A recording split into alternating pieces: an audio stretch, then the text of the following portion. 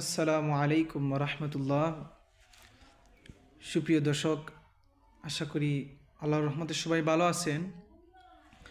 আজকে আমি আপনাদের সামনে কয়েকটি নিউজ শেয়ার করতে চাই।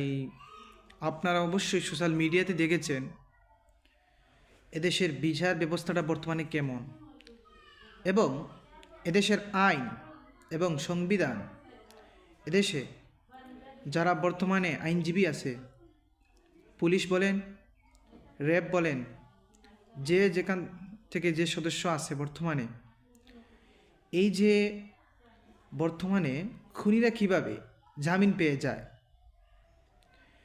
যদি এদেশে কোনো জিনা ব্যভিচারের শাস্তি না হয়, এদেশে যদি কোনো খুনিকে শাস্তি দেওয়া না হয়, তাহলে এদেশে কি বিচার টিকে থাকবে? কখনো টিকে থাকবে না। আমার কাছে খুব কষ্ট এজন্য লাগতেছে, একজন দেশপ্রেমিককে অন্যায়ভাবে হত্যা করা হচ্ছে। আজ উসমান হাদি ভাই মারা যাওয়ায় প্রায় 1 মাস হয়ে যাচ্ছে, কিন্তু কথা হচ্ছে এখন পর্যন্ত সুষ্ঠু কোনো বিচার হচ্ছে না। এবং যাদের নাম প্রকাশ করা হয়েছে, ডিএমপি পুলিশ যাদের নাম প্রকাশ করা হয়েছে, এটা কিন্তু সত্যকে আর মিথ্যাকে তারা কিন্তু সব কিছু লুকায়িত করতেছে, সত্য মিথ্যাকে তারা লুকায়িত করতেছে। আসল এই উসমান শরীফ হাদি ভাইয়ের আসল খুনিকে, তাকে অবশ্যই আমাদেরকে খুঁজে বাহির করতে হবে। অবশ্যই সত্য কখনো চাপিয়ে রাখা যাবে না। ওকুল জা আল হক ওয়া যাহাকাল বাতিল ইন্নাল বাতিলা কানা যাহুকা। সত্য সমাগত, মিথ্যা অবসিত, সত্যের জয় অসম্ভবী। কখনো আপনারা সত্যকে লুকিয়ে রাখতে পারবেন না।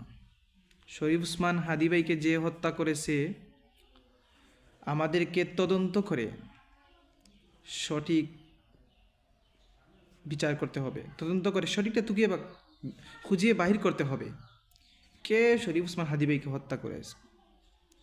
আমি বলতে চাই, এদেশের বিচার ব্যবস্থাটা কেমন বিচার ব্যবস্থা? এদেশে যারা দেশপ্রেমিক, যারা দেশের স্বাধীনতা সার্বভৌমত্বের জন্য কথা বলে, তাদেরকে হত্যা করা হয়, তাদেরকে ফাঁসি দেওয়া হয়, তাদেরকে মামলা দেওয়া হয়।